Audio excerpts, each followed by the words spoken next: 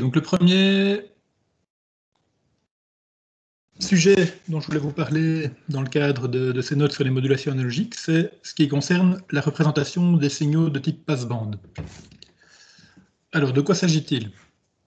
Donc, comme on l'a vu avant la pause, on va, dans le cadre de signaux modulés, en général, s'intéresser à des signaux qui sont de type bande passante. Alors, c'est quoi un signal de type bande passante? C'est un signal dont le spectre ne descend pas jusqu'à la fréquence nulle. Autrement dit, quand vous regardez le spectre du signal dans le domaine fréquentiel, vous allez d'abord avoir toute une bande de fréquences qui va de la fréquence nulle jusqu'à une certaine fréquence pour laquelle le spectre n'existe pas. Le spectre est nul. Et puis seulement à partir d'une certaine fréquence, le spectre va commencer à exister.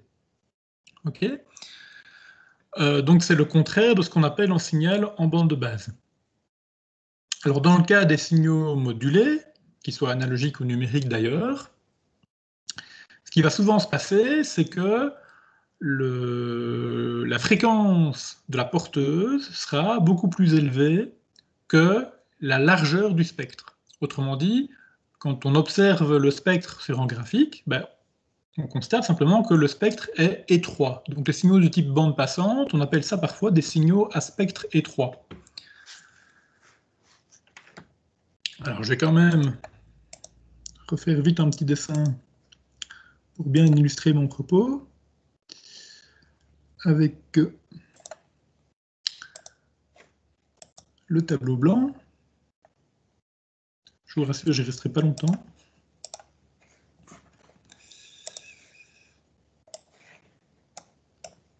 Donc l'idée du signal à spectre étroit, c'est que la bande passante va ressembler à ça. Okay, donc vous voyez qu'ici, vous avez toute une partie du spectre qui est vide. Toute la partie ici en vert, le spectre n'existe pas. Ici, vous avez la fréquence, on va appeler FC, qui est la fréquence porteuse.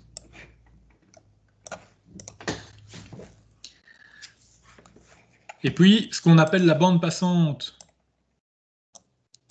du signal, c'est la largeur utile du spectre. Ok. Donc ça, c'est la bande passante. On note en général, grand B.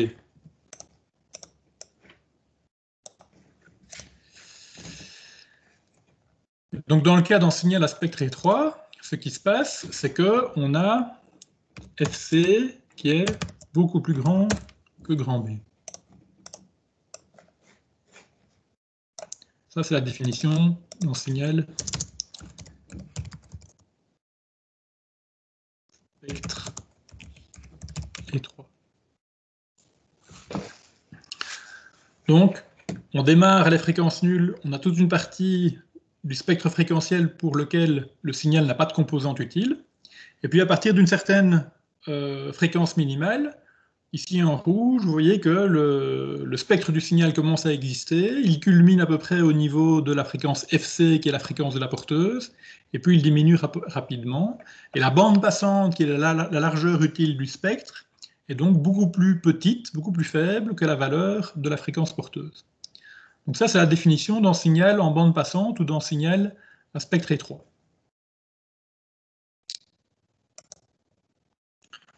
Donc je reviens ici à mon écran, à mon PDF, voilà. Donc ces signaux à spectre étroit, on aimerait bien trouver des outils mathématiques qui vont permettre de les représenter de manière efficace. Et pour ça, on va appliquer une espèce de recette de cuisine, qui correspond en fait à ce que vous voyez sur la planche ici. Alors on va essayer de comprendre un petit peu ce qu'on fait ici.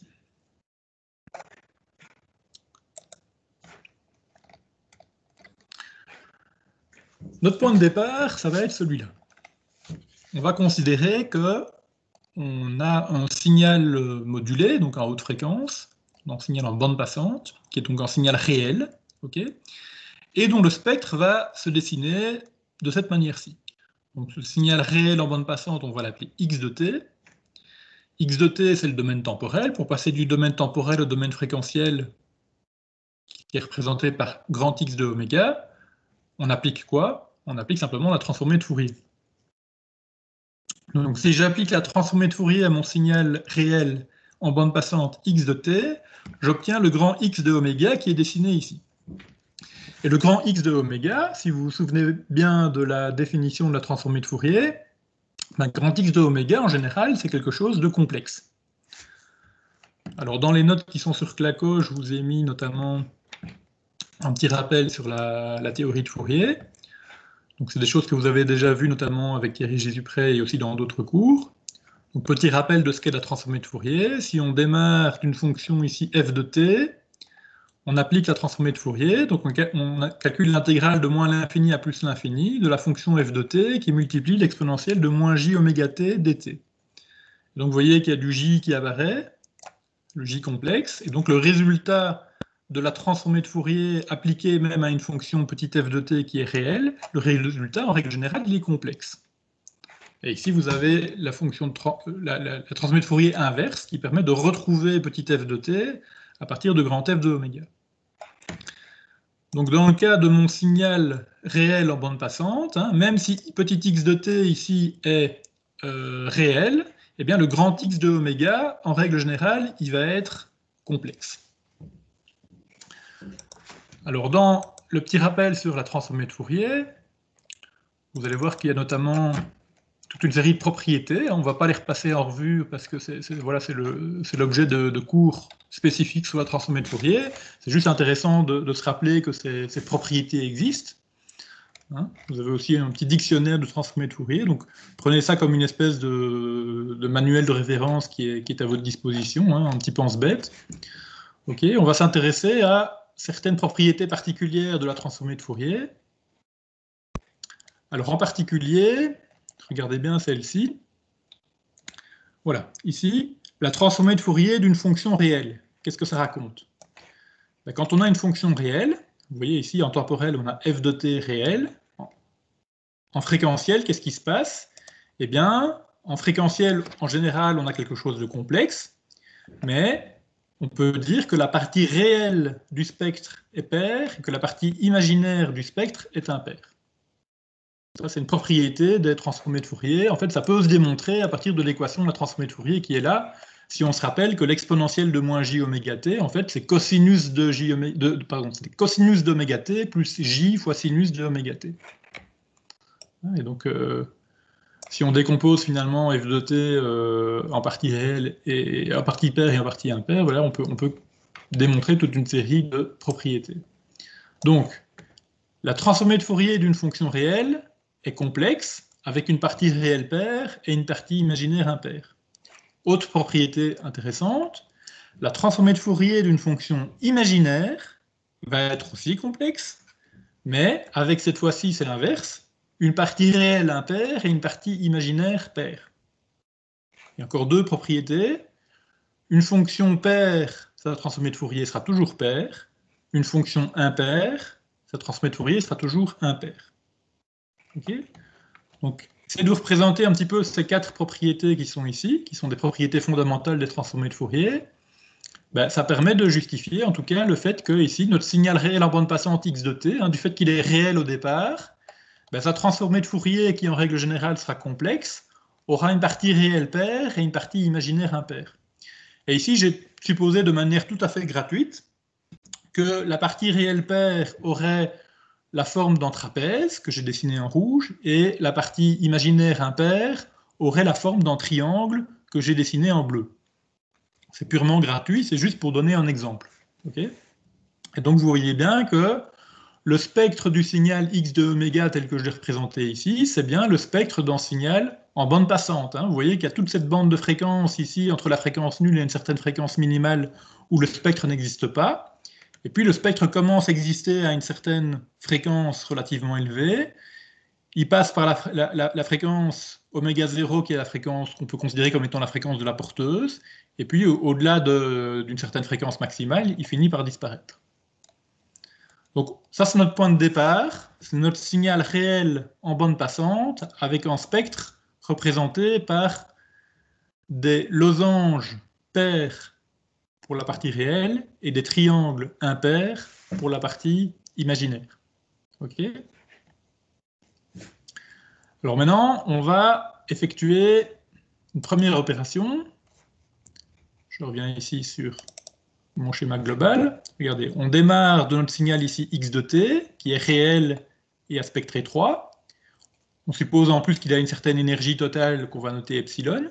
Okay, et on va le faire passer à travers le système qui est là, de manière à construire des signaux intermédiaires qui vont nous intéresser.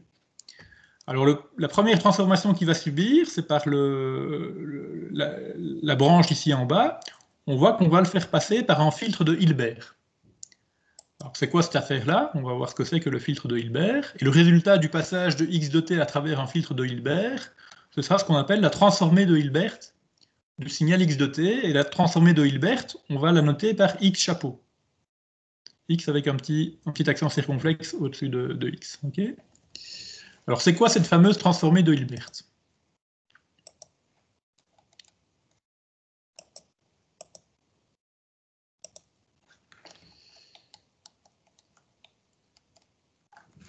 Donc, la transformée de Hilbert, elle vous est décrite ici dans la planche numéro 3. C'est une transformation linéaire en fait, qu'on va appliquer à un signal et qui consiste à décaler de plus ou moins 90 degrés toutes les composantes fréquentielles. Donc, pour prendre un exemple très simple, vous avez le petit tableau ici en bas à droite qui vous donne des exemples. Si vous prenez un cosinus à une certaine fréquence, qu'est-ce qui se passe quand on décale en cosinus de 90 degrés? Le cosinus devient un sinus. Okay, donc, si la fonction de départ c'est cosinus de pi fct, le résultat de la transformée de Hilbert c'est sinus de pi fct. Autre exemple, si on démarre avec un sinus et qu'on décale le sinus de 90 degrés, le résultat sera moins cosinus. Alors il se fait que si on effectue les mêmes opérations sur des signaux de type un message fois cosinus ou bien un message fois un sinus, le résultat est aussi très simple. Parce qu'un message fois cosinus, on décale tout de 90 degrés, on va obtenir le même message fois sinus de la porteuse. Un message fois un sinus d'une porteuse, on décale tout de 90 degrés, on obtient moins le message fois le cosinus de la porteuse. Donc le petit tableau à 6.4 qui est ici, qui est issu du livre de Aikin, vous explique avec des petits exemples très simples, ce qui se passe quand on applique une transformée de Hilbert qui consiste à décaler de 90 degrés un signal, avec des petits exemples qui sont simples à comprendre. Alors, la transformée de Hilbert est une transformée linéaire, et donc vous savez qu'en système linéaire, on peut le caractériser soit dans le domaine fréquentiel, avec sa réponse en fréquence, soit dans le domaine temporel, avec sa réponse impulsionnelle. Donc dans le domaine fréquentiel, qu'est-ce qui se passe quand on a une transformation linéaire? On peut facilement représenter ce que va devenir le spectre de la sortie en fonction du spectre de l'entrée. Le spectre de la sortie, dans ce cas-ci x chapeau de f, c'est la réponse en fréquence du filtre de Hilbert fois le spectre de l'entrée, donc x de f. Et la réponse en fréquence du filtre de Hilbert, c'est simplement moins j fois le signe de f. Donc le signe de f, c'est quoi? C'est une fonction qui vaut moins 1 dans les fréquences négatives et qui vaut plus 1 dans les fréquences positives. Donc dans les fréquences négatives, on a moins j fois moins 1, ça fait plus j. Et dans les fréquences positives, on a moins j fois plus 1, donc ça fait moins j.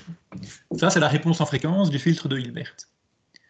Dans le domaine temporel, ça correspond à l'équation qui est là et qui n'a rien d'intuitif. Donc ne cherchez pas à trouver une explication intuitive pour le filtre de Hilbert dans le domaine temporel, c'est juste l'équation qui est là et il n'y a pas vraiment d'intuition à en tirer. Alors, comme la transformée de Hilbert consiste à faire des décalages de phase, on décale les signaux de 90 degrés, au niveau de l'amplitude du spectre, il n'y a rien qui change. Donc si vous regardez l'amplitude du spectre, en déphasage ne change pas l'amplitude. Et donc x et x chapeau ont tous les deux des spectres qui auront la même amplitude. revenons à notre petit exemple. Hein, vous vous souvenez de notre signal réel en bande passante x de t qui est représenté par son spectre complexe ici, hein, avec une partie réelle paire et une partie imaginaire impaire. Qu'est-ce qui se passe si on calcule la transformée de Hilbert de ce machin-là, à votre avis? Donc la réponse, c'est, regardez, elle est donnée par l'équation qui est là. Hein, je prends le spectre de départ, donc le x de f qui est là, c'est mes trapèzes en rouge et mes triangles en bleu. Mes trapèzes en rouge et mes triangles en bleu, je vais les multiplier par moins j signe de f. Et quand j'aurai fait ça, j'aurai obtenu x chapeau de f, qui est le spectre de la transformée de Hilbert. Donc qu'est-ce qui se passe quand je vais multiplier par moins j signe de f mes trapèzes rouges et mes triangles bleus? Alors mes trapèzes rouges, déjà je les multiplie par moins j. Alors, comme ils représentent la partie réelle de mon spectre, si j'ai quelque chose de réel que je multiplie par moins j, ben, si c'était purement réel, ça va devenir purement imaginaire. Hein? Une fonction réelle, je la multiplie par j, elle devient imaginaire, on est d'accord? Donc mes trapèzes rouges qui étaient ici en haut, ils vont descendre d'un étage. Ils vont passer de la partie réelle à la partie imaginaire. Ok. Et comme je ne les multiplie pas par plus j, mais par moins j, non seulement ils vont descendre d'un étage, mais ils vont changer de signe. Et en fait, je les multiplie non pas par moins j, mais par moins j signe de f. Donc, dans les fréquences positives, je vais effectivement les multiplier par moins j. Dans les fréquences négatives, je vais les multiplier par plus j. Et donc le résultat, il va donner ceci. Hein, mes trapèzes sont descendus à l'étage imaginaire, alors qu'ils étaient à l'étage réel au départ. Dans les fréquences positives, mon trapèze est inversé. Dans les fréquences négatives, mon trapèze reste vers le haut. Okay? Et puis que deviennent mes triangles quand je vais les multiplier par moins j signe de f? Ben, qu'est-ce qui se passe quand j'ai une fonction imaginaire que je la multiplie par moins j? Ben, une fonction imaginaire, c'est j fois quelque chose. Ce j fois quelque chose, je le multiplie par moins j, ça me fait moins j carré. Et moins j carré, ça fait 1. Okay? Donc tout ce qui va se passer par le fait que je multiplie par moins j, c'est que je vais simplement faire monter mes triangles vers l'étage supérieur, l'étage partie réelle. Et comme j'ai aussi mon signe de f, ben, la partie droite va rester telle qu'elle, donc elle était orientée vers le haut, elle reste orientée vers le haut. La partie de gauche qui était orientée vers le bas, quand je la multiplie par signe de f, c'est-à-dire par moins 1 dans les fréquences négatives, elle va remonter. Et donc j'obtiens bien ici deux triangles bleus qui sont tous les deux positifs et qui représentent la partie réelle du spectre de ma transformée de Hilbert. Ok ? Donc tout ça pour dire que mon signal x de t en bande passante, qui avait ceci comme spectre au départ, quand je calcule sa transformée de Hilbert, j'obtiens ceci. Et donc vous voyez que au départ j'avais des trapèzes pairs dans la partie réelle et des triangles impairs dans la partie imaginaire. Au final, j'ai des triangles pairs pour la partie réelle et des trapèzes impairs pour la partie imaginaire. Et c'est logique parce que ce qu'on visualise ici, c'est bien le spectre d'un signal réel lui aussi. Hein, rappelez-vous que, propriété des transformées de Fourier, un signal réel a toujours comme spectre quelque chose de complexe, avec une partie réelle paire et une partie imaginaire impaire. Donc x et x chapeau de t sont tous les deux des signaux réels, et donc ils ont tous les deux des spectres avec une partie réelle paire et une partie imaginaire impaire. Ok ? Donc, ce faisant, j'ai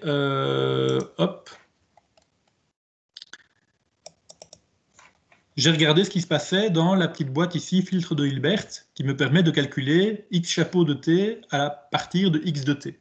Je suis parti d'un signal réel à spectre étroit et j'ai calculé sa transformée de Hilbert.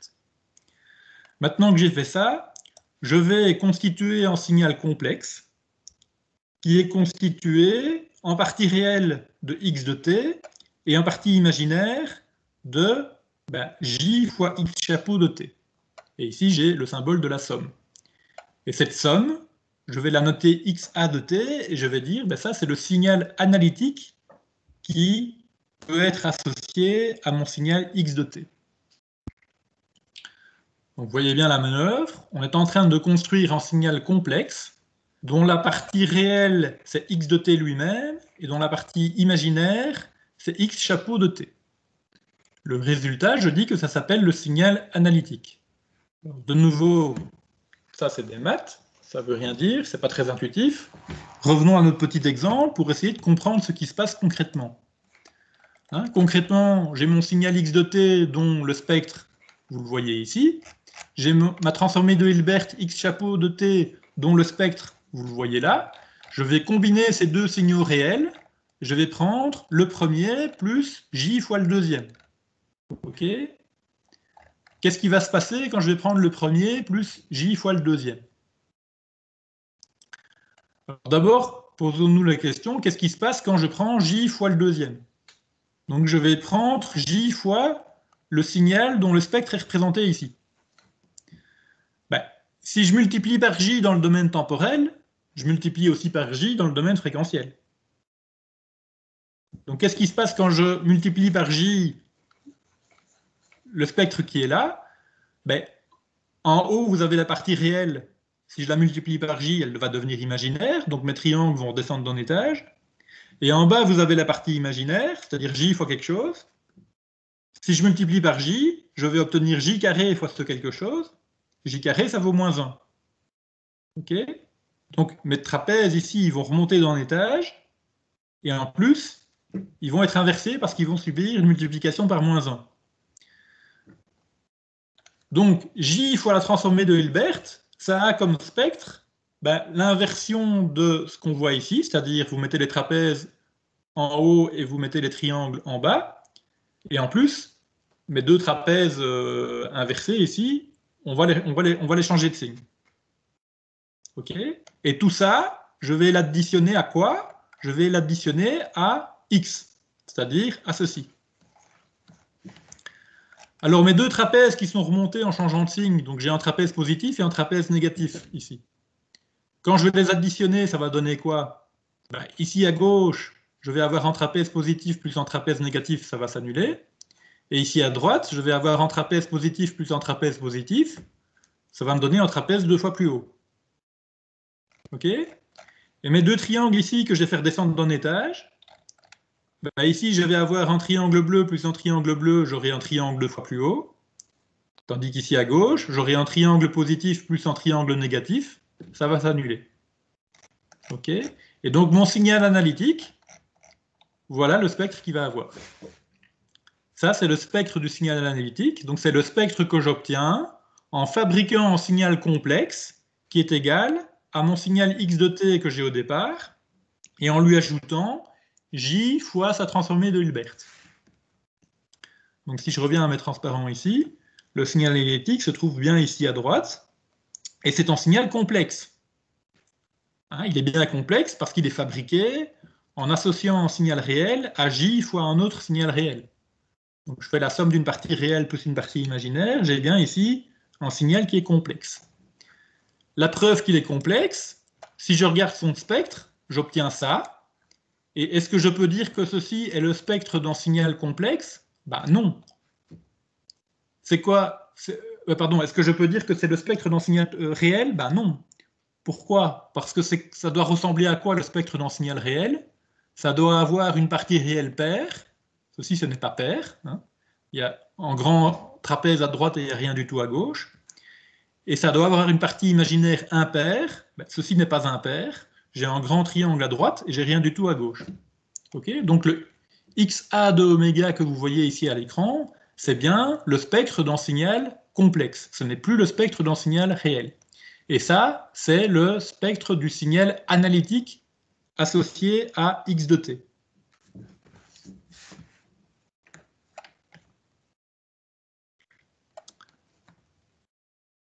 Alors, finalement, qu'est-ce qu'on a réussi à faire dans cette manip? En utilisant uniquement des fonctions linéaires appliquées à notre signal de départ x de t. En fait, ce qu'on a réussi à faire, c'est simplement effacer tout ce qui se passe dans les fréquences négatives. On a réussi à construire un signal dont le spectre n'existe plus que dans les fréquences positives, et on a réussi à annihiler, à annuler complètement tout ce qui se passe dans les fréquences négatives.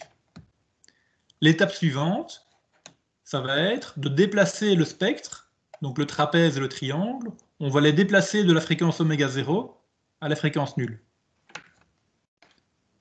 Je reviens ici à mes transparents. Donc ici, j'ai mon signal analytique.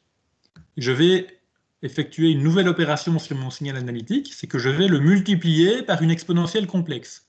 Je le multiplie par exponentielle de j oméga 0t. Et le résultat de cette multiplication, je vais le noter ex de t, et je vais dire ça, c'est l'enveloppe complexe de mon signal. Donc, si je prends l'exemple, je reviens à l'exemple de mes triangles et de mes trapèzes. Qu'est-ce qui se passe si je multiplie dans le domaine temporel mon signal analytique par une exponentielle complexe? Il faut se souvenir de ce qui se passe au niveau des propriétés des transformés de Fourier. Je reviens ici à mon dictionnaire des propriétés des transformés de Fourier. Alors, qu'est-ce qui se passe quand je multiplie? Voilà, ça se trouve ici. Qu'est-ce qui se passe quand je multiplie une fonction du temps par une exponentielle complexe? Donc ça, c'est la multiplication par une exponentielle complexe dans le domaine temporel. Ce qui se passe dans le domaine fréquentiel, vous vous en souvenez peut-être, c'est qu'en fait, on a simplement un décalage. On a un décalage de grand oméga. OK? Ici, c'est ce qui va se passer aussi. Ici, je multiplie mon signal analytique par exponentielle de j oméga 0t. En fait, ça va revenir dans le domaine fréquentiel, à faire un décalage de mon spectre d'une valeur qui sera dans ce cas-ci égale à oméga 0. Donc, je reviens à mon exemple avec les trapèzes et les triangles. Mon trapèze et mon triangle, qui sont centrés ici à peu près sur oméga 0, je vais les décaler de oméga 0 vers la gauche. Et j'obtiens le spectre de mon enveloppe complexe. Vous voyez que cette fois-ci, le trapèze et le triangle ne sont plus centrés en oméga 0, ils sont centrés à la fréquence nulle. Alors à quoi ça a servi de faire toutes ces manipulations? Ça a servi à, uniquement par des opérations linéaires, à passer d'un signal dont le spectre était celui d'un signal, en bande passante. Vous voyez ici qu'on a bien affaire au spectre d'un signal en bande passante, à un autre signal, qui est celui-ci, dont le spectre est manifestement celui d'un signal en bande de base. L'enveloppe complexe qui est là, on voit clairement que le spectre est celui d'un signal en bande de base parce que le spectre existe à partir de la fréquence nulle. Il n'y a pas de trou, si vous voulez, dans les basses fréquences. Alors, est-ce qu'on peut dire que l'enveloppe est réelle? On peut deviner que la réponse est négative, vu que le titre de la section ici, c'est enveloppe complexe. Donc, si on l'appelle enveloppe complexe, c'est qu'elle est complexe. Oui, effectivement, on voit bien ici que notre spectre partie réelle ici n'est pas pair, et on voit bien que notre spectre partie imaginaire ici n'est pas impair. Donc, la figure qui est là représente clairement le spectre d'un signal qui n'est pas réel. C'est le spectre d'un signal qui contient une composante imaginaire. Donc, en toute généralité, l'enveloppe qui est là est bien une enveloppe complexe. Alors, l'enveloppe complexe, on peut la décomposer en une partie réelle et une partie imaginaire. L'enveloppe complexe ex de t qui est là, on peut dire qu'on va extraire la partie réelle d'une part et on va extraire la partie imaginaire d'autre part. Ces deux parties réelles et imaginaires de l'enveloppe complexe, on les appelle les composantes de Rice, et on les note en général I et Q. Alors I, ça veut dire in phase, Q, ça veut dire quadrature. Okay, on va voir un petit peu plus tard pourquoi. Et dans la planche ici, on va les noter x1 de t et x2 de t. Donc x1 et x2 représentent la partie réelle et la partie imaginaire de l'enveloppe complexe. De manière alternative, Hein, quand vous avez un nombre complexe, soit vous regardez sa partie réelle et sa partie imaginaire, ce qui correspond en quelque sorte aux coordonnées cartésiennes dans le plan complexe, mais on peut décider d'aller chercher les coordonnées polaires dans le plan complexe. Et dans ce cas-là, on va plutôt extraire le module et l'argument. Hein, vous souvenez des nombres complexes, on peut les représenter soit par une partie réelle, une partie imaginaire, soit par un module et un argument qui représentent en gros dans le plan complexe la longueur du vecteur et la phase du vecteur. Donc si vous allez extraire non pas réel et imaginaire de votre signal complexe, mais module et argument, ce que vous obtenez, ce sont des signaux qu'on va appeler AX de t et phi de t, et qui s'appellent l'amplitude instantanée et la phase instantanée de votre signal x de t. Donc tout ça, c'est un petit peu à voir comme une recette de cuisine, qui font que on démarre dans un signal x de t qui est réel et à bande étroite, on lui fait subir toute une série d'opérations qui sont des opérations linéaires, et en bout de la chaîne, on a deux représentations possibles, soit à partir de deux signaux x1 et x2 qu'on appelle les composantes de Rice, soit à partir de deux signaux AX et phi-x qui sont l'amplitude et la phase instantanée.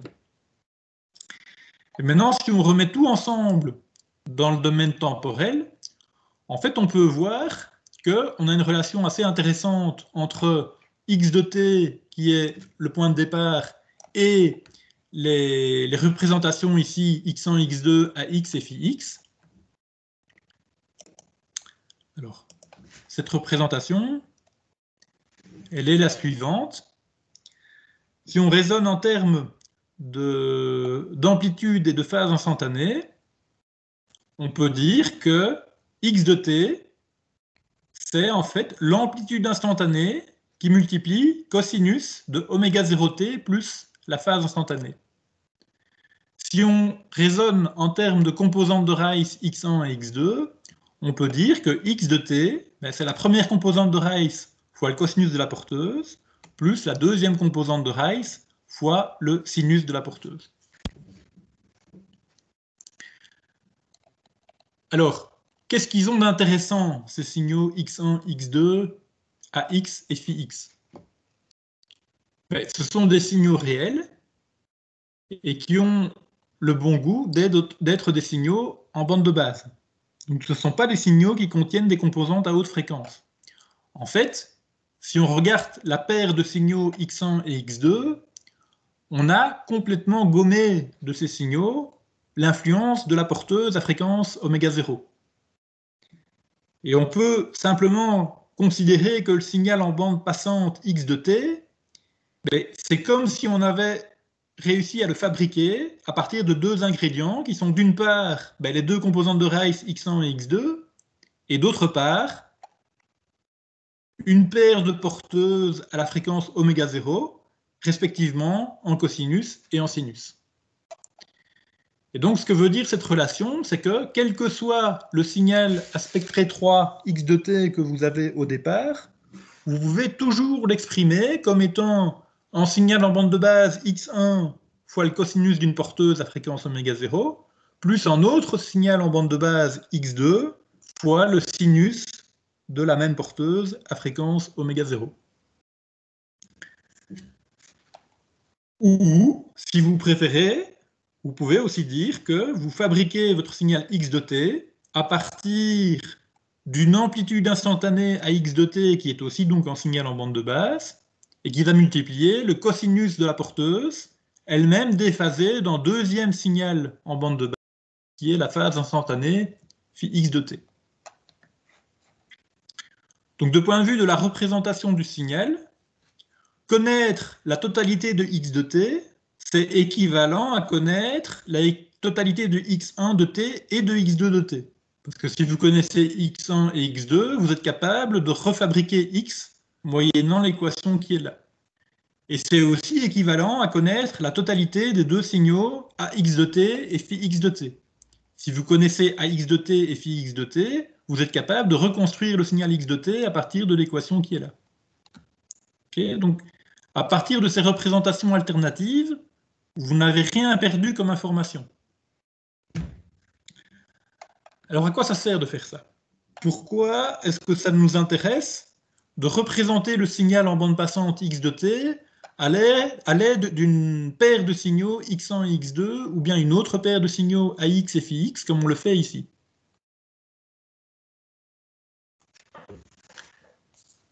Mais l'astuce, c'est que c'est beaucoup plus facile de manipuler des signaux en bande de base que de manipuler un signal en bande passante. Pour bien comprendre ça, imaginez que vous soyez obligé de passer par une étape digitale. Donc, vous récupérez votre signal en bande passante et vous devez le numériser, le digitaliser, avant de lui faire subir toute une série d'opérations. OK ? Alors, qu'est-ce qu'on doit faire pour numériser un signal analogique? Pour numériser un signal analogique, il y a deux choses à faire. Il faut d'abord l'échantillonner dans le temps. Okay, donc on va chercher un échantillon toutes les x millisecondes. D'accord ? Et puis une fois qu'il est échantillonné, qu'est-ce qu'on va faire de ces différents échantillons? On va les quantifier. On va les quantifier et donc on va les représenter par des nombres sur un certain nombre de bits. Une fois qu'on aura fait tout ça, on sera passé de l'analogique au digital. Alors, intéressons-nous à la première étape. La première étape de cette numérisation consiste donc à échantillonner le signal x de t. Alors, vous avez vu l'échantillonnage dans d'autres cours, notamment je pense avec M. Jésus-Près. Quelle est la grande règle qu'il faut respecter quand on échantillonne un signal? Est-ce que ça vous rappelle encore quelque chose, ça?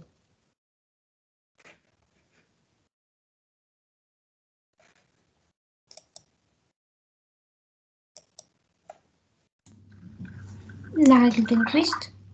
Ouais. Et donc, qu'est-ce qu'on doit respecter comme règle? On doit respecter la règle de Nyquist qui nous dit qu'on doit échantillonner au moins une certaine cadence. Oui, 2 fois oméga max, peut-être. Ouais, exact. Donc on doit aller regarder quelle est la plus haute fréquence contenue dans le spectre du signal, et on doit échantillonner au moins 2 fois plus vite que ça. Donc si je reviens ici à mon petit exemple avec les trapèzes et les triangles, hop, voilà. Mon point de départ, c'est ça. C'est un signal x de t dont le spectre est dessiné ici. C'est un spectre complexe, donc avec une partie réelle, une partie imaginaire. Et ma fréquence max, elle est là. Je ne sais pas si vous voyez ma souris, en fait. Oui, on la voit. OK. La fréquence max, elle est là. Et si vous voulez échantillonner le signal x de t en direct, vous êtes prié d'échantillonner au moins à 2 fois cette fréquence max. Mais rappelez-vous ce que je vous ai dit à propos de la bande passante et de la fréquence de la porteuse. C'est que la fréquence de la porteuse, donc oméga 0 ici, elle est beaucoup plus grande que la bande passante qui représente en fait la largeur de mon trapèze. OK ? Donc en gros, ce qu'on peut dire, c'est que la fréquence max qui est là, c'est oméga 0 plus la moitié de la bande passante à peu près. OK ? Mais la moitié de la bande passante, c'est négligeable par rapport à oméga 0, parce que le dessin, si vous voulez, que vous avez ici à l'écran, il n'est pas suffisamment exagéré. Dans le dessin qui est ici à l'écran, le trou qu'on a ici dans les basses fréquences, il n'a pas l'air très grand par rapport à la largeur du trapèze qui représente le grand B. Mais en réalité, dans la plupart des systèmes de communication, ça ne va pas être comme ça. En fait, vous allez avoir un trou ici qui est immense, et puis vous aurez une bande passante grand B qui représente la largeur du trapèze qui sera beaucoup plus petite. Et donc la fréquence max qui est ici, elle sera égale à la fréquence de la porteuse plus pas grand-chose. OK ? Et si vous devez échantillonner votre signal à 2 fois cette fréquence max, si on néglige le B' qui représente la moitié de la bande passante, en gros, ça veut dire que vous devez échantillonner au moins à 2 fois oméga 0. Et ça peut être beaucoup. Vous avez des systèmes wireless qui fonctionnent avec des porteuses qui sont dans les gigahertz.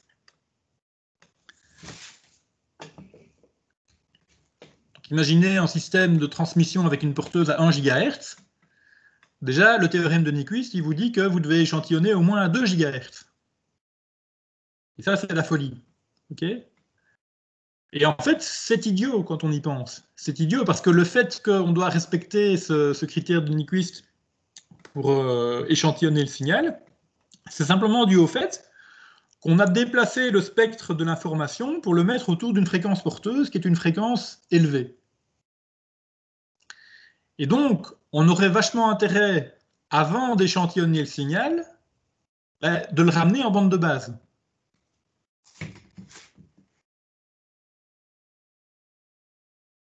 Alors, c'est juste chez moi ou bien le partage s'est arrêté? Ok, c'est bon. C'est revenu. Donc, ce qu'on va faire, c'est qu'on va essayer de retrouver une représentation équivalente de x de t, et on a vu qu'on y était arrivé en allant chercher les composantes de Rice. Bon, je ne vous ai pas montré cette image-là, mais si ça c'est l'enveloppe complexe de x de t, en fait les composantes de Rice, ça va donner quelque chose qui ressemble à ça.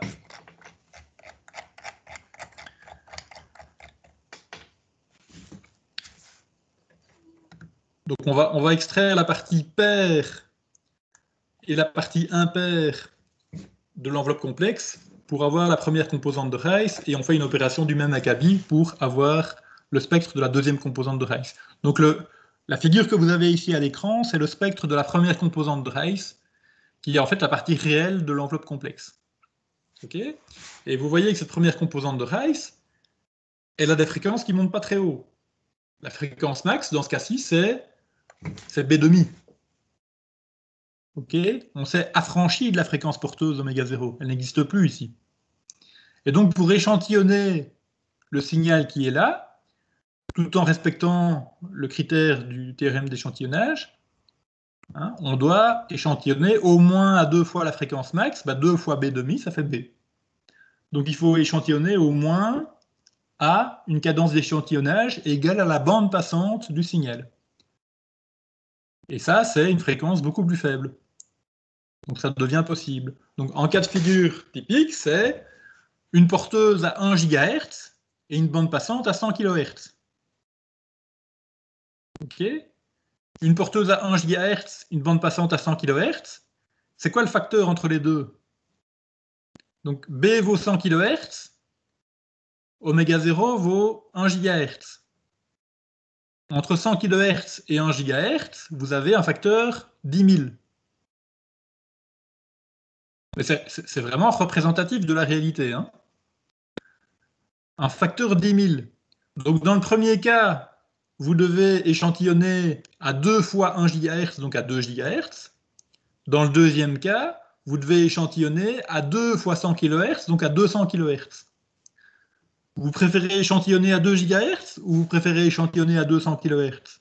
Moi, je préfère échantillonner à 200 kHz. Je peux me permettre d'aller 10 000 fois plus lentement pour échantillonner. Donc, clairement, grâce à la représentation équivalente de x de t avec ses composantes de Rice xi et xq, je me retrouve avec des signaux en bande de base, donc qui vont monter à des fréquences beaucoup plus faibles, et que je vais pouvoir facilement échantillonner pour passer en numérique et passer alors dans un récepteur de type numérique. Okay. Mais pour pouvoir le faire, il faut que je sois capable de représenter de manière rigoureuse mon signal de départ x de t à l'aide de signaux en bande de base qui lui soient équivalents. Donc c'est à ça que ça sert. Alors, la figure que vous avez ici en haut vous donne en gros la recette de cuisine, hein, qui permet de passer du point de départ x de t vers les représentations équivalentes avec les composantes de Rice ou avec l'amplitude et la phase instantanée. Et le grand tableau que vous avez ici vous donne en fait les équations qui permettent de passer de l'un à l'autre. Alors, le mode d'emploi de ce tableau est le suivant. Chaque ligne du tableau vous dit comment vous pouvez représenter tel ou tel signal. Par exemple, imaginez que vous voulez représenter l'enveloppe complexe à partir d'une autre représentation, ben vous allez choisir ici la ligne enveloppe complexe. Ok? Parce qu'en tête de ligne, vous avez bien EX de t qui est l'enveloppe complexe. Et puis les différentes colonnes qui sont là vous donnent à partir de quels signaux vous représentez ce que vous voulez représenter. Donc, si vous voulez représenter l'enveloppe complexe à partir de l'enveloppe complexe, ben, c'est trivial. C'est EX de t égale EX de t. Forcément, on est sur la diagonale du tableau, ça n'a aucun intérêt. Par contre, si vous voulez représenter l'enveloppe complexe à partir des deux composantes de Rice, ben, vous prenez la ligne enveloppe complexe, vous prenez la colonne avec les deux composantes de Rice, et vous voyez que simplement, l'enveloppe complexe, c'est la première composante de Rice moins J fois la deuxième. Ah oui, c'est logique, on avait dit que les composantes de Rice, c'était simplement la partie réelle et la partie imaginaire de l'enveloppe complexe. Donc à partir du tableau, vous avez la panoplie complète pour représenter n'importe quel signal à partir de n'importe quel autre. Okay. Et donc notamment, ce qui est intéressant, c'est de voir que ce qui se passe dans la première ligne,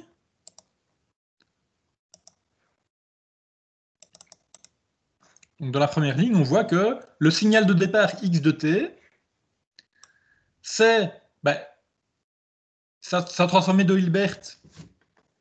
Si vous réappliquez une deuxième fois la transformée de Hilbert et que vous changez de signe, ben vous retombez sur x de t. On peut dire aussi que x de t, c'est la partie réelle du signal analytique. Ben oui, c'est logique. Hein. Regardez, quand on fabrique le signal analytique, en partie réelle, on va chercher x de t, et en partie imaginaire, on va chercher x chapeau. Donc si on va chercher uniquement la partie réelle de xa de t, on retombe bien sur le signal de départ x de t. On peut dire aussi que x de t se représente à partir de son enveloppe complexe, mais simplement en prenant la partie réelle de l'enveloppe complexe qui multiplie exponentielle de j oméga 0t. On peut dire aussi que x de t, c'est la première composante de Rice fois le cosinus de la porteuse, plus la deuxième composante de Rice fois le sinus de la porteuse. Et on peut encore dire que x de t, c'est l'amplitude instantanée fois le cosinus de oméga 0t plus la phase instantanée. Okay. Donc là, vous avez, en allant chercher la première ligne du tableau, comment représenter x de t à partir de tous les autres signaux. Et chaque case vous donne une représentation différente. Comment représenter x chapeau à partir de tous les autres? C'est la deuxième ligne. Comment représenter le signal analytique xa de t à partir de tous les autres? C'est la troisième ligne. Et ainsi de suite. Donc, en appliquant la petite méthode, la petite recette de cuisine qui vous est donnée dans la figure en haut, on obtient les relations entre signaux qui sont définies dans la figure en bas. OK? La dernière ligne est intéressante aussi parce qu'elle vous donne l'énergie des différents signaux. En fait, si on note l'énergie du signal x de t comme étant epsilon, par définition, l'énergie d'un signal, c'est l'équation qui est là. C'est-à-dire que c'est l'intégrale du signal élevé au carré. Et cette intégrale, on la calcule de moins l'infini à plus l'infini. Vous obtiendrez la même énergie dans le signal analytique, mais à un facteur 2 près. Donc si vous calculez l'énergie du signal analytique, vous obtiendrez 2 fois plus que l'énergie du signal x de t. Donc vous devez diviser par 2 pour obtenir epsilon. Même chose pour l'enveloppe complexe, ce qui est assez logique parce que l'enveloppe complexe et le signal analytique sont équivalents l'un à l'autre, moyennant simplement la multiplication par une exponentielle complexe. Et la multiplication par une exponentielle complexe, on sait bien que ça ne modifie pas l'énergie. Si vous voulez calculer l'énergie de x de t à partir des composantes de Rice, vous additionnez les énergies des deux composantes de Rice et puis vous divisez le tout par 2. Si vous voulez calculer l'énergie de x de t à partir de l'enveloppe complexe et de la phase, de l'amplitude instantanée et de la phase instantanée, en fait vous voyez que la phase instantanée ne vous sert à rien. Et il suffit simplement de calculer l'énergie de l'amplitude instantanée et de diviser le tout par 2. OK ?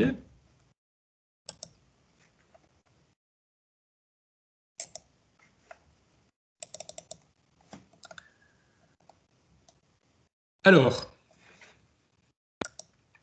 tout ce que je viens de raconter à propos de la représentation des signaux de type passebande, ça s'applique aussi au système de type passebande. Alors quand je parle de système ici, je veux parler d'un système linéaire, en filtre si vous préférez. Okay. Rappelez-vous qu'en système linéaire, c'est quelque chose qui se caractérise par une réponse en fréquence si on est dans le domaine fréquentiel, ou par une réponse impulsionnelle si on est dans le domaine temporel. En système linéaire, vous avez un signal x de t qui se présente à son entrée, vous avez un signal y de t qui va se produire à sa sortie. Pour trouver le lien qui existe entre l'entrée et la sortie, entre l'entrée x et la sortie y, qu'est-ce qu'on fait? On calcule la convolution de x avec la réponse impulsionnelle du système. Ça, c'est la relation qui existe dans le domaine temporel. Dans le domaine fréquentiel, qu'est-ce qu'on fait pour calculer le spectre de la sortie? À partir du spectre de l'entrée, on fait une simple multiplication. Et donc finalement, en système linéaire, en système en tant que tel, ça se caractérise soit par une réponse impulsionnelle qu'on va noter petit h de t, soit par une réponse en fréquence qu'on va noter grand H de f. Et donc finalement, en système linéaire, ce n'est pas très différent dans signal. Parce qu'en signal, on va noter sa petite x de t, et sa réponse en fréquence, c'est grand X de f. Et les deux sont reliés l'un par rapport à l'autre au moyen d'une transformée de Fourier. Okay. Donc, toutes les recettes de cuisine qu'on a développées ici pour la représentation des signaux de type passebande, elles s'appliquent aussi pour la représentation des systèmes linéaires de type passebande. Donc si vous avez un système linéaire de type passebande avec une réponse impulsionnelle petit h de t, vous pouvez, sur base de cette réponse impulsionnelle petit h de t, aller extraire une enveloppe complexe EH de t, ou encore des composantes de Rice H1 et H2 de t. Et à ce moment-là, il y a deux méthodes qui s'offrent à vous. Soit vous décidez que vous faites tout le travail en bande passante, et à ce moment-là, vous allez calculer la sortie du système linéaire, y de t, comme étant l'entrée x de t convoluée avec la réponse impulsionnelle h de t. Et donc là, il faut bien comprendre que vous faites une convolution à haute fréquence. Okay, parce que x de t est passebande, h de t est passebande, et donc ici vous convoluez deux signaux passebande entre eux. Et donc de nouveau, imaginez que vous vouliez faire cette convolution en numérique. Avant de passer en numérique, il faut échantillonner. Il faut à la fois échantillonner x de t et échantillonner h de t, et là vous êtes bien emmerdé parce que vous avez des signaux à très haute fréquence que vous devez échantillonner. Et pour respecter le théorème de l'échantillonnage, il faut échantillonner très vite. Okay. Ou bien, vous vous dites, moi je ne veux pas faire ça, donc je vais plutôt travailler avec des représentations équivalentes de mes signaux et de mes systèmes. Et donc soit vous travaillez en complexe, et à ce moment-là, vous faites la convolution des enveloppes complexes. Et alors ce qui va se passer, c'est que l'enveloppe complexe de la sortie, ce sera l'enveloppe complexe de l'entrée convoluée avec l'enveloppe complexe de H fois 2. Donc il y a un facteur 2 à rajouter. Ça peut se démontrer facilement. Et là, entre guillemets, on a déjà bien simplifié les choses parce qu'on n'est plus en bande passante. Avec des enveloppes complexes, on est en bande de base. Mais on est encore en complexe. Et donc, si on veut voir les choses un petit peu plus clairement, on peut décomposer ici les enveloppes complexes EX et EH en X1 moins J X2, H1 moins J H2, et EY, c'est Y1 moins J Y2. Et finalement, l'équation complexe qui est là, elle peut se décomposer en deux équations réelles qui sont représentées ici, et qui vous expliquent comment vous pouvez calculer les composantes de Rice de vos deux sorties de filtre, Y1 et Y2, à partir des deux composantes de Rice X1 et X2 de votre signal d'entrée et des deux composantes de Rice H1 et H2 de votre système en bande passante. Et les deux équations qui sont représentées ici en dessous, elles sont représentées graphiquement par la figure qui se trouve ici à droite.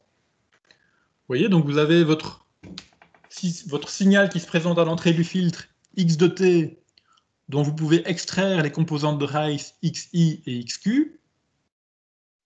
Vous faites passer XI et XQ dans HI et HQ, qui sont les composantes de Rice du système linéaire, vous additionnez les sorties, vous prenez les signes qui vont bien, et vous obtenez respectivement 2 fois y1 et 2 fois yq, y1, yi et yq étant les composantes de Rice de la sortie.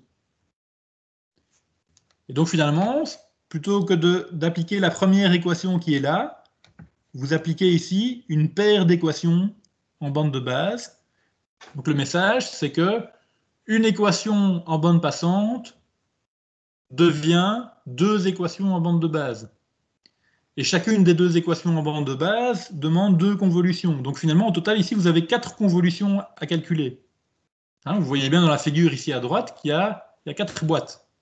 Chaque boîte représente une convolution. Okay. Donc il faut choisir entre une convolution entre signaux en bande passante ou 4 convolutions entre signaux en bande de base. Vous allez me dire, oui, mais c'est mieux de faire une convolution que de faire 4 convolutions. Ouais, pas forcément. Parce que si, comme dans l'exemple que j'ai cité tout à l'heure, la fréquence porteuse est 10 000 fois plus élevée que la bande passante du signal, ben, l'unique convolution que vous devriez faire ici, vous devriez la faire 10 000 fois plus vite que les 4 convolutions que vous devez faire là. Et donc c'est finalement beaucoup plus économique de faire 4 convolutions 10 000 fois plus lentes qu'une seule convolution 10 000 fois plus rapide. Ok. Donc, le message principal de cette planche, c'est donc de dire que tout ce qu'on a raconté à propos des signaux en bande passante, finalement, s'applique aussi au système linéaire en bande passante. Voilà. On va en rester là pour cette partie qui représente, donc qui parle de la représentation des signaux de la bande de base de la bande passante vers la bande de base, et on va considérer que c'était en préalable au sujet principal qui est aux modulations analogiques.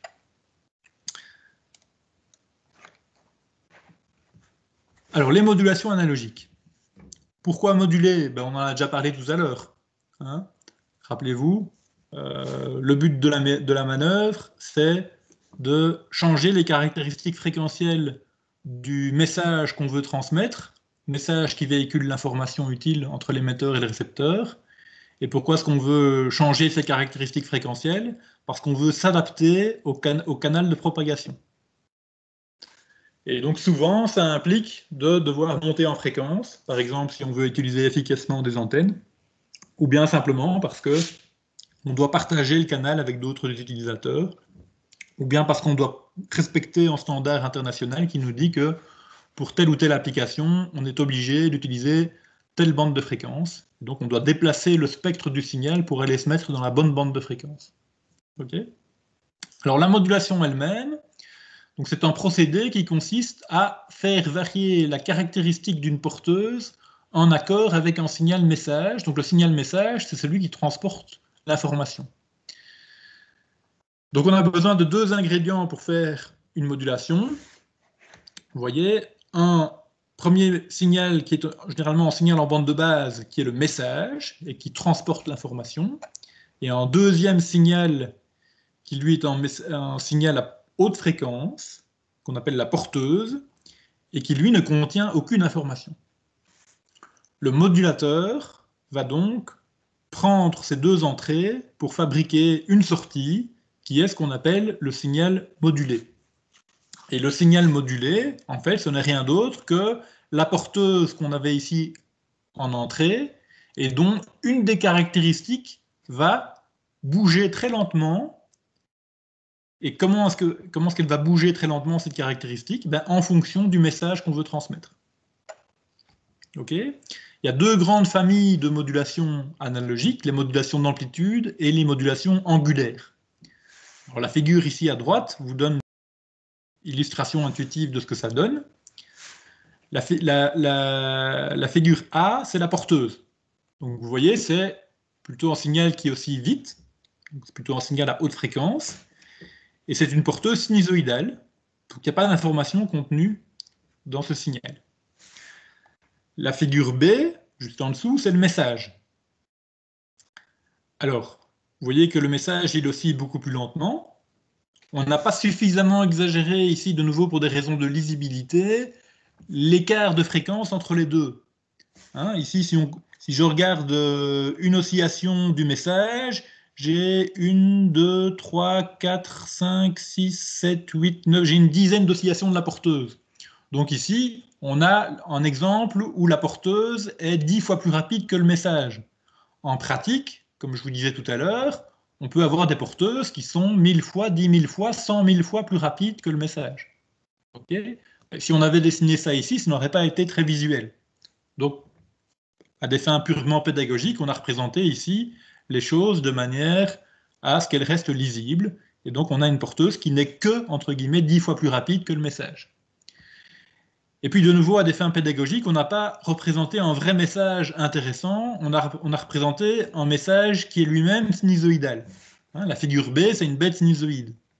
Bon, c'est pas très intéressant comme message. En général, on a des messages qui sont plus compliqués que ça. Alors que la porteuse, elle est toujours purement sinusoïdale. Alors, première famille de modulation analogique, la modulation d'amplitude. Comme son nom l'indique, dans ce cas-là, la caractéristique de la porteuse qu'on va modifier en fonction du message, eh bien, c'est son amplitude. Et donc, ça donne la figure C, où vous voyez que on retrouve en fait la porteuse à haute fréquence, mais on voit que l'amplitude de la porteuse varie doucement. Et elle varie doucement en fonction du message qu'on veut transmettre. Donc quand le message est à son maximum, comme ici, on voit que l'amplitude du signal modulé est maximale. Quand le message passe par son minimum, qui est là, on voit que l'amplitude du signal modulé est minimale. Donc la figure C qui est là, c'est une représentation, je pense, assez intuitive, assez compréhensible de ce qu'est une modulation d'amplitude. L'autre grande famille de modulation analogique, c'est la modulation angulaire. On parle de modulation de phase ou bien de modulation de fréquence. Peut-être que la notion de modulation de fréquence est plus facile à comprendre intuitivement. Dans ce cas-ci, on ne touche pas à l'amplitude de la porteuse. Donc la porteuse continue à osciller avec toujours une amplitude bien constante, mais on va jouer sur la fréquence d'oscillation. Donc en gros, quand le message passe par 0, comme ici au tout début, on voit que la porteuse oscille à sa fréquence nominale. Quand le message passe par le maximum, on voit que, vous voyez ici, la porteuse oscille plus vite. Donc la fréquence de la porteuse augmente par rapport à sa fréquence nominale. Quand le message repasse par 0, la porteuse recommence à osciller à sa fréquence nominale. Et puis quand le message passe par son minimum, ici, vous voyez que la porteuse oscille plus lentement que sa fréquence nominale. Et donc on voit que c'est une fréquence d'oscillation qui n'arrête pas de bouger, mais tout en gardant une amplitude toujours constante. Donc ça, c'est les deux. Donc la figure C et la figure D vous donnent les deux types de messages modulés qu'on va retrouver en pratique, hein, les modulations, les messages modulés en amplitude, les signaux modulés en amplitude et les signaux modulés en fréquence. Et puis au niveau du récepteur, on va avoir le démodulateur qui lui va effectuer l'opération inverse, c'est-à-dire que le récepteur, il va faire quoi? Il va observer la sortie du canal. Rappelez-vous qu'en règle générale, cette sortie, elle va être bruitée, donc il y a du bruit, hein, le fameux bruit AWGN dont je vous ai parlé tout à l'heure, qui se sera superposé au signal modulé. Et le démodulateur va extraire du signal modulé la caractéristique qui évolue doucement. Donc soit dans le cas du signal C qui est là, le démodulateur va extraire l'amplitude instantanée, soit dans le cas du signal D qui est là, le démodulateur va extraire la fréquence instantanée. Et en faisant cela, il va restituer en fait une estimation du signal message. Pourquoi une estimation? Parce que malheureusement, le bruit, il est là, on ne peut pas s'en débarrasser, et donc le bruit va perturber la bonne réception du signal. Et donc le message démodulé, il ne sera pas rigoureusement le même que le message qu'on avait à l'entrée du modulateur. Alors on va faire un petit focus maintenant, enfin même un gros focus, sur les modulations d'amplitude. Et on va voir les différentes techniques de modulation d'amplitude qui se sont succédées au cours de l'histoire. On va commencer par la première qui a plus une importance historique, on va dire, parce qu'elle n'existe plus à l'heure actuelle. C'est ce qu'on appelle la modulation d'amplitude historique. On la nomme tout simplement AM, AM pour Amplitude Modulation. Et on va regarder dans la planche qui vient ici ce qui se passe au niveau temporel.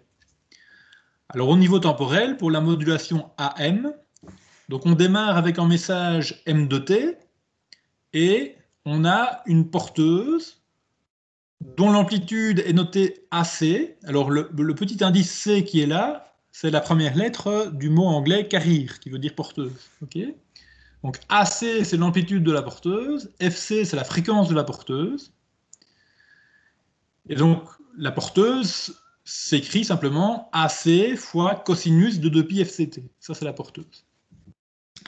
Et le modulateur, il va donc prendre à son entrée le message M de T et la porteuse AC cosinus de 2π FCT, et il va les combiner de manière à produire à sa sortie le signal modulé S de T, qui est représenté par l'équation que voilà. Et donc ce modulateur, il va être caractérisé par une certaine sensibilité qu'on va noter par la constante K indice A. Ka, donc ça représente la sensibilité du modulateur. Donc en gros, à peu de choses près, c'est un petit peu comme si on faisait le produit du message avec la porteuse. Sauf qu'il y a ce fameux terme plus 1 qui vient se rajouter ici à l'intérieur de mon deuxième facteur. Alors, on peut se poser la question, à quoi il sert ce terme plus 1 ? Pour ça, on va regarder un petit peu le graphique, enfin les trois graphiques qui sont ici en bas. Vous voyez en A ici tout à gauche, vous avez le message. Vous voyez, cette fois-ci, on a pris un message qui n'est pas sinusoïdal. Peu importe ce qu'il représente, la seule chose qui a de l'importance, c'est que c'est un message qui est à basse fréquence, donc il n'oscille pas très vite. Le message, c'est un signal en bande de base. Et vous voyez que le message, il peut être aussi bien positif que négatif. Donc si on considère que c'est un signal de tension en volts, on peut avoir des volts positifs comme on peut avoir des volts négatifs. Donc ça, c'est notre message et il est supposé contenir de l'information. Il doit vouloir dire quelque chose. Et puis, notre message, on va le multiplier par la constante Ka, on va faire plus 1, et ça va donner, dans la figure du milieu ici, ça va donner le trait en pointillé qui est là. Et vous voyez que le plus 1 a fait en sorte que Ka fois M de T, c'est quelque chose qui peut être aussi bien positif que négatif. Mais Ka fois M de T plus 1, on s'arrange pour que ça soit toujours positif.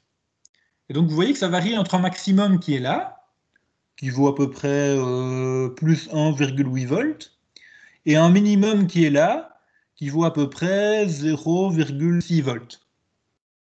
Okay. Donc on s'est arrangé grâce au plus 1, on s'est arrangé pour faire en sorte que Ka fois M de T plus 1 soit constamment positif. Il n'y a pas de changement de signe.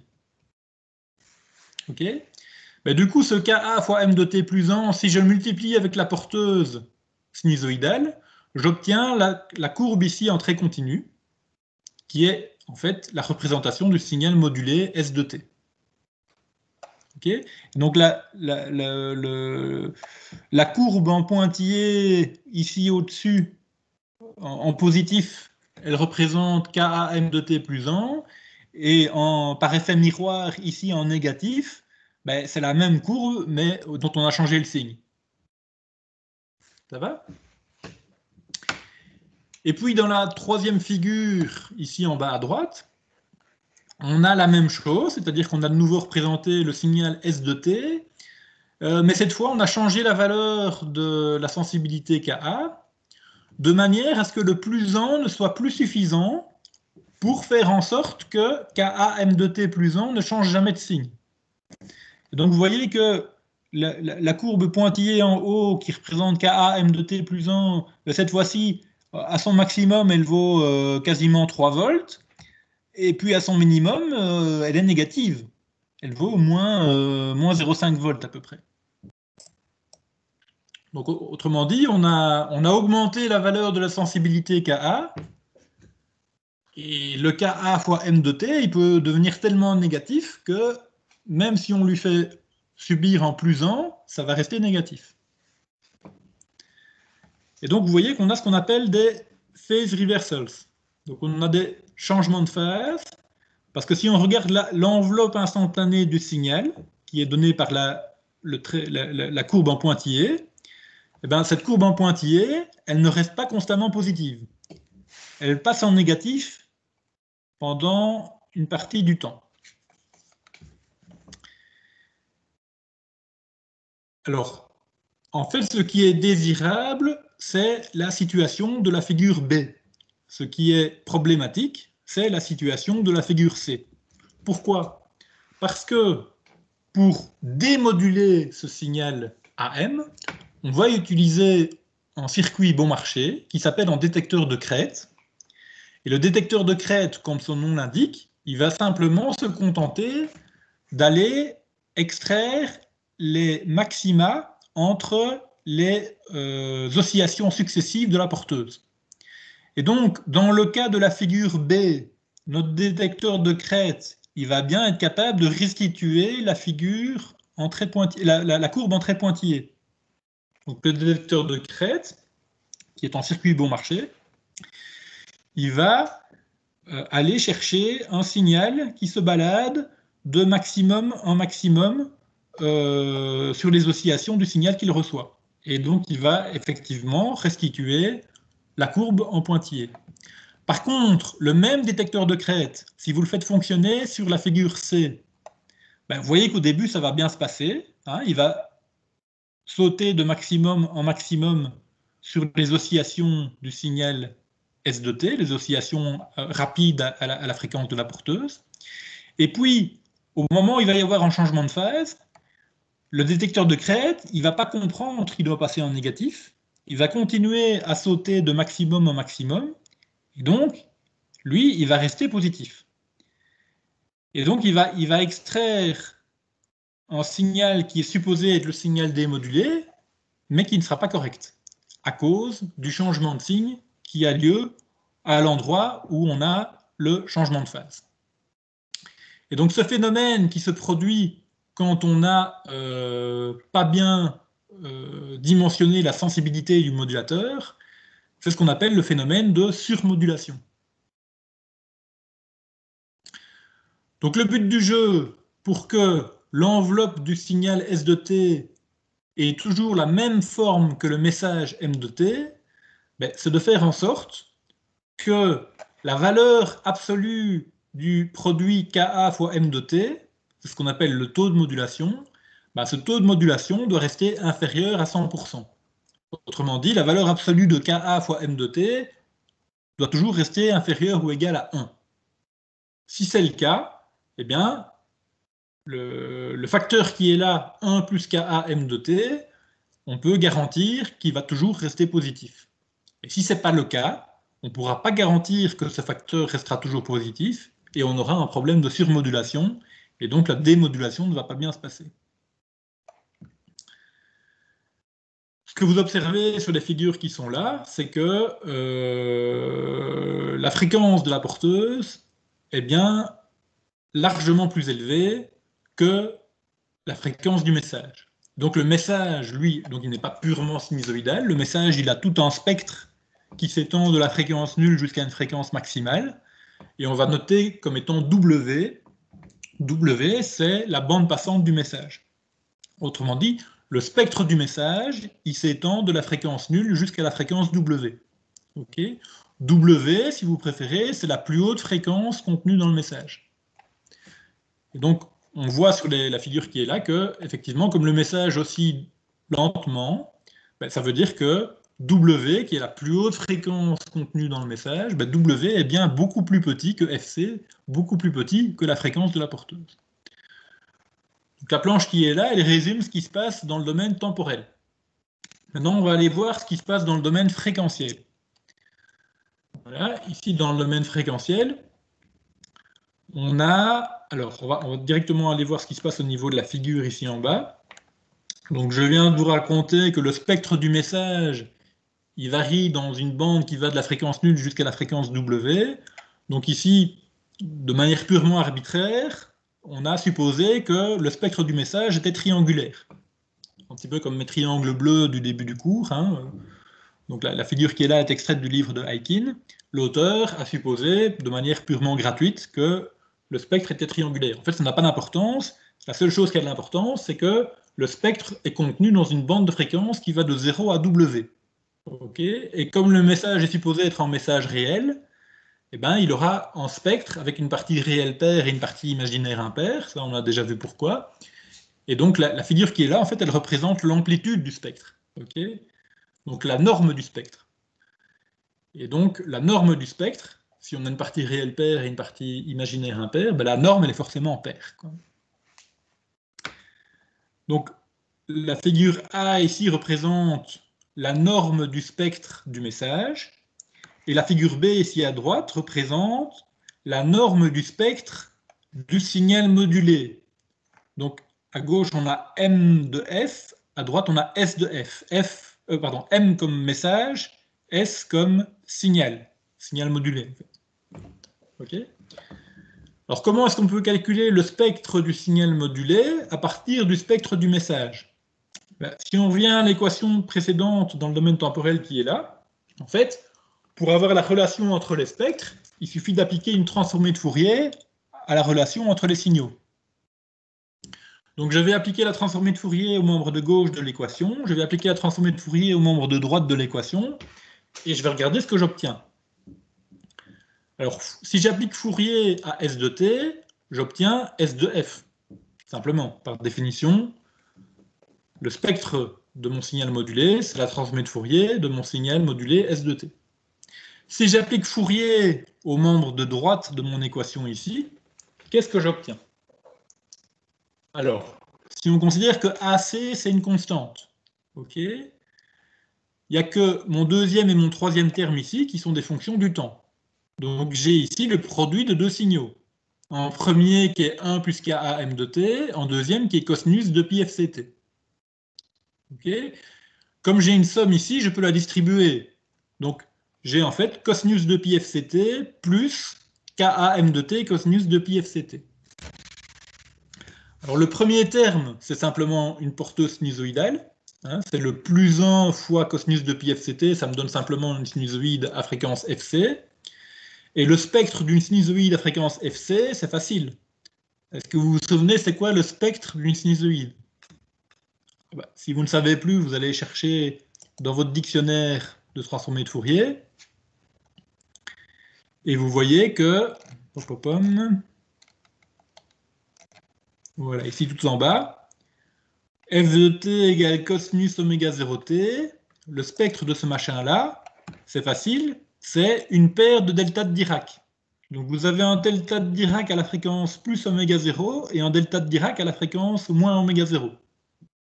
Okay. Ça, c'est le spectre d'une sinusoïde. Donc je reviens ici à mon équation. Si je prends la transformée de Fourier du membre de droite, le plus 1 fois cosinus de pi fct, donc ça va être la transformée de Fourier d'une sinusoïde, ça va me donner une paire de delta de Dirac. Okay. Ensuite, j'ai m de t fois cosinus de pi fct. C'est quoi ça? Ça, c'est le produit de deux signaux. Donc j'ai une multiplication dans le domaine temporel. Qu'est-ce que ça fait dans le domaine fréquentiel, ça? Là, je vais revoir Fourier. Fourier. Propriété. Alors, ici. ici, hop, qu'est-ce qui se passe quand je multiplie deux signaux en temporel? En fréquentiel, j'ai une convolution. Okay, ça, c'est quelque chose que vous pouvez retenir de la transformée de Fourier, parce que c'est vraiment hyper important. Quand dans un domaine, vous avez une multiplication, dans l'autre domaine, vous avez une convolution. Ça marche dans les deux sens. Donc, si vous avez un produit en temporel, vous avez une convolution en fréquentiel. Et ici, la ligne du haut, elle vous dit quoi? Elle vous dit que si vous avez un produit en fréquentiel, vous avez une convolution en temporel. Ça, c'est quelque chose qui vaut vraiment la peine d'être retenu. Et donc ici, comme je vais avoir le produit de m de t avec cosinus de pi fct, ben, le produit en temporel va devenir une convolution en fréquentiel. On est d'accord. Et donc je vais convoluer quoi avec quoi? Ben, je vais convoluer le spectre de m de t. Et c'est quoi le spectre de m de t? C'est ça. C'est le triangle ici. C'est m de f. Donc ça, c'est le premier facteur de ma convolution. Et la deuxième chose que je vais convoluer, c'est quoi? Ben, c'est le spectre de mon cosinus. Et c'est quoi le spectre de mon cosinus? C'est une paire de delta de Dirac. Ok? Alors, qu'est-ce qui se passe quand on convolue quelque chose avec un delta de Dirac? Vous vous souvenez de ça?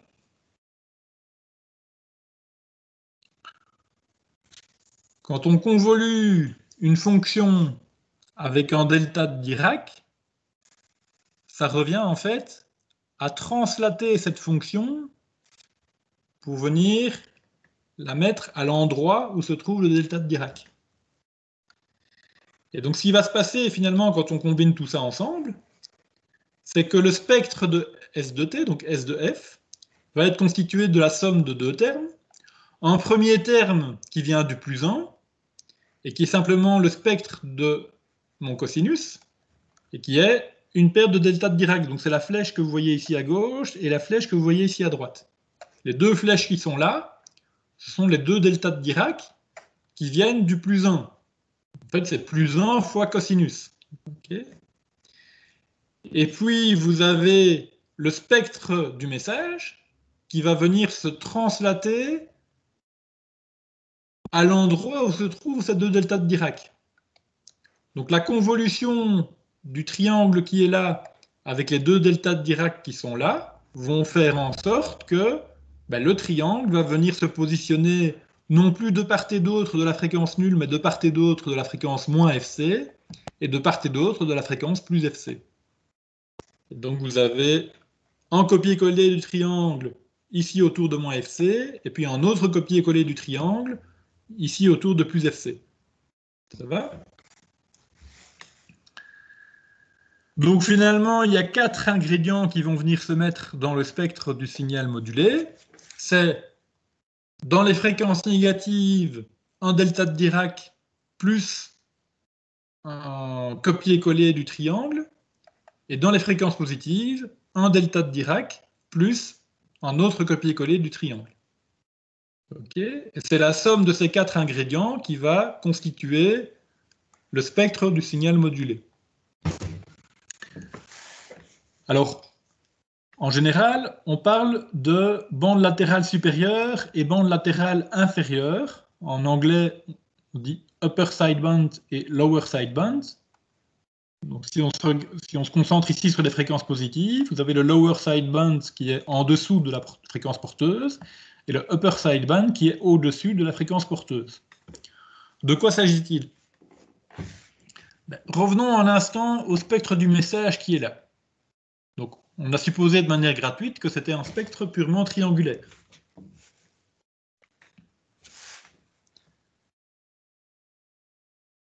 Rappelez-vous ce que je vous ai dit tout à l'heure. Un signal réel a une partie, au niveau de son spectre, une partie réelle paire, une partie imaginaire impaire.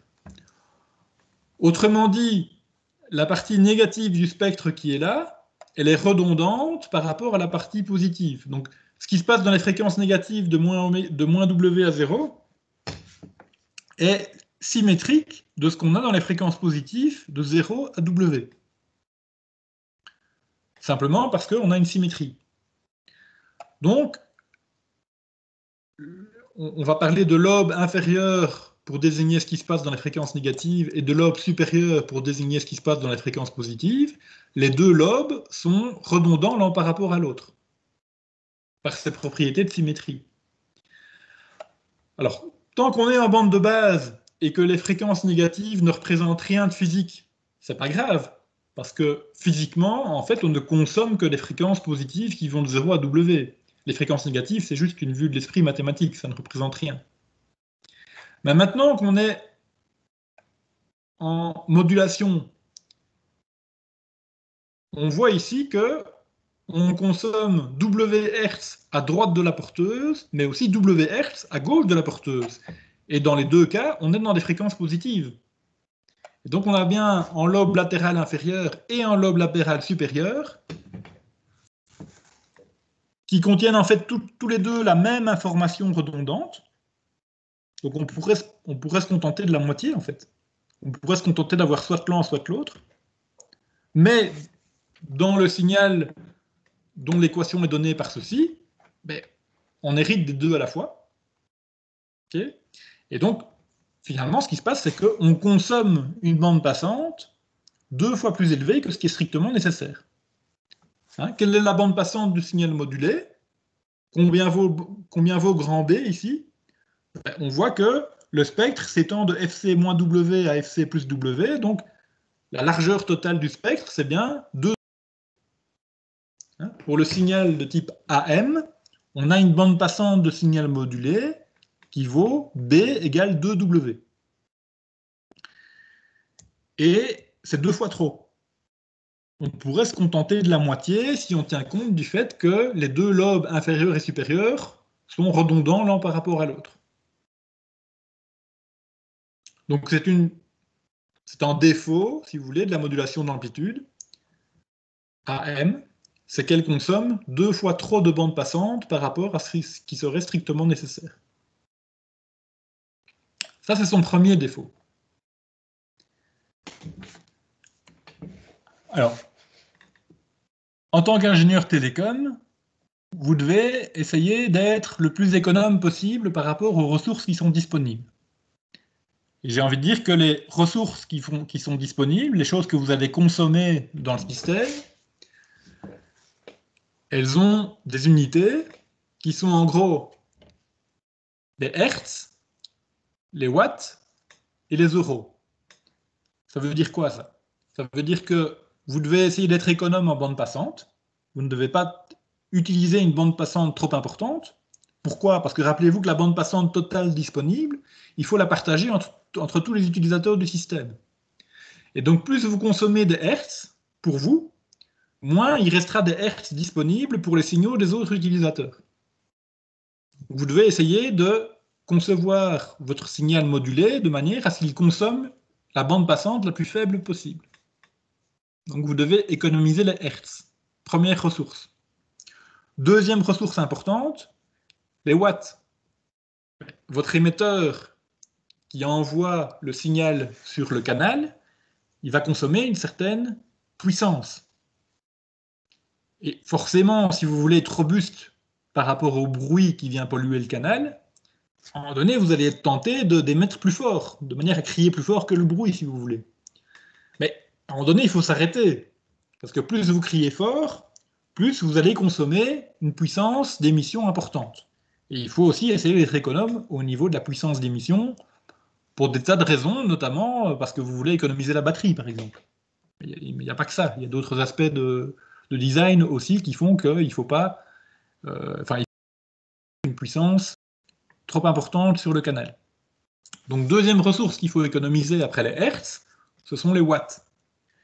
Et puis forcément, la troisième ressource que vous avez envie d'économiser, c'est des euros. Et les euros, ils sont matérialisés en général par la complexité des circuits électroniques que vous allez devoir mettre au point pour fabriquer votre émetteur et votre récepteur. Donc, il faut essayer de garder les choses les plus simples possibles.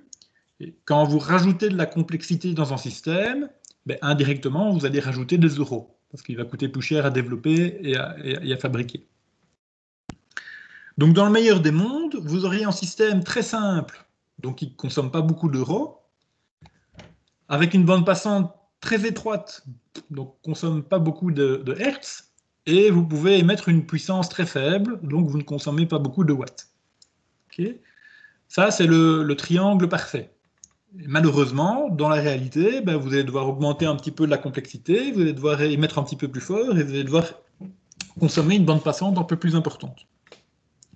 Donc le premier gros défaut de cette modulation AM, c'est qu'elle est gourmande en termes de bande passante. Elle utilise une bande passante qui est 2 fois plus élevée que ce qui serait strictement nécessaire. Elle a un deuxième défaut, si on raisonne en termes de ce triangle à respecter les hertz, les watts et les euros, c'est qu'elle consomme aussi une puissance un petit peu plus importante que ce qui serait strictement nécessaire. Alors si vous regardez les 4 ingrédients du spectre qui sont représentés ici dans la figure B, il y en a 2 sur les 4, qui ne transportent aucune information. Ce sont les 2 deltas de Dirac. Donc ces 2 deltas de Dirac, ils viennent du plus 1 qu'on a dans l'équation ici. Ok ? Mais si on isole ce plus 1, finalement, ça revient à transmettre simplement la porteuse cosinus toute seule. Et transmettre le cosinus tout seul dans le canal, au niveau transfert d'informations, ça ne sert à rien. Et ça consomme des watts. Donc le plus 1 qui est là, qui se matérialise dans le domaine fréquentiel par les 2 deltas de Dirac qui sont là, il consomme de la puissance et il ne transporte aucune information. Donc c'est aussi en gaspillage. Donc c'est le deuxième inconvénient de la modulation AM, c'est que non seulement elle gaspille des hertz en consommant une bande passante 2 fois plus importante que ce qui est strictement nécessaire, mais en plus, à cause du plus 1, elle gaspille un petit peu la puissance d'émission.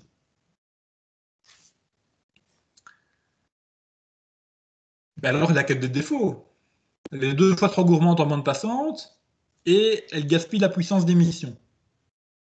Oui, mais n'oubliez pas qu'il y a le troisième axe qui est les euros. Et là, la bonne nouvelle, c'est que elle est hyper simple à démoduler. Rappelez-vous ce que je vous ai dit tout à l'heure sur le détecteur de crête. Le détecteur de crête, c'est un circuit hyper simple, qui est représenté ici par la figure en bas à droite. Et vous voyez qu'il est constitué... Alors, vous avez en fait la représentation de la source du signal, qui est une source de tension S de T avec une résistance de source. Et puis vous avez le récepteur en tant que tel, qui est constitué de une diode, une kappa, une résistance. C'est pas cher ça, une diode, une kappa, une résistance. Bon, en pratique, évidemment, si on veut implémenter ça dans du hardware, un petit peu plus de précision que ça, mais ce sont les 3 seuls composants clés, on va dire, qui jouent un rôle dans la démodulation en tant que telle. Donc ce circuit tout simple, et donc qui ne coûte pas cher, et donc qui ne coûte pas beaucoup d'euros, il va suffire pour restituer l'amplitude instantanée du signal AM, et donc pour démoduler le message. Rappelez-vous ce qu'on a raconté ici à propos du problème de surmodulation. Donc à partir du moment où on n'est pas dans le scénario C qui est là, qui pose problème, qu'on est bien dans le scénario B qui est ici, le détecteur de crête, il va simplement sauter d'un maximum au maximum suivant, ici, de la porteuse, et il va restituer la courbe en pointillé, qui est une image fidèle du message qui est là. Okay. Et comment est-ce qu'on fait pour sauter d'un maximum au maximum suivant, comme vous le voyez ici? Simplement avec ce petit circuit à 3 composantes. En fait, ce qui va se passer, c'est que la tension de sortie va être mémorisée, entre guillemets, ici aux bornes du condensateur. Et puis, il va y avoir 2 étapes. Au moment où le signal modulé est plus faible que la tension aux bornes du condensateur, la diode va se retrouver à l'état bloquant. Donc, le signal modulé se trouve ici à gauche de la diode, la tension aux bornes du condensateur se trouve à droite de la diode. Forcément, si le signal modulé à gauche est plus faible que le signal du condensateur à droite, la diode est bloquée. Okay. Quand la diode est bloquée, ben on oublie toute la partie à gauche du schéma et on se retrouve simplement avec un condensateur qui se décharge doucement à travers une résistance. Okay. Et selon une courbe exponentielle décroissante, mais si on calcule correctement la constante de temps RC, ben, le condensateur va se décharger doucement. Okay. Donc tant que la diode est bloquée, on a un condensateur qui se décharge doucement à travers une résistance. Et puis, pendant ce temps-là, la porteuse ici, elle a le temps d'osciller, de redescendre et puis de remonter. Et puis à un moment donné, elle va remonter tellement fort qu'elle va remonter au-dessus de la tension du condensateur. À ce moment-là, qu'est-ce qui va se passer? Ben, la tension à gauche de la diode va remonter au-dessus de la tension à droite de la diode, et donc la diode va de nouveau entrer en conduction. Et donc qu'est-ce qui va se passer quand la diode entre en conduction? Ben, simplement, à 0,7 volts près, ou en tout cas à la tension de seuil de la diode près, ben, la tension en sortie du condensateur va être la même que la tension du signal modulé. Et donc on va se remettre à suivre et donc finalement, ce qui va se passer, c'est que vous allez avoir un signal aux bornes du condensateur qui va suivre grosso modo les variations des maxima successifs. Entre les deux, vous aurez une décharge exponentielle progressive, et puis hop, on remonte au maximum suivant, et puis on a de nouveau une exponentielle négative, et puis hop, on remonte au maximum suivant, et ainsi de suite. Et donc avec un tout petit circuit pas cher du tout à 3 composants, diode, condensateur, résistance, eh bien, vous avez fabriqué un détecteur de crête qui sera capable de démoduler votre signal AM tel que représenté ici.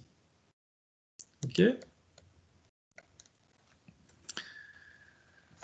Donc, inconvénient de la modulation AM, on gaspille de la puissance, on gaspille de la bande passante, on gaspille des watts, on gaspille des hertz.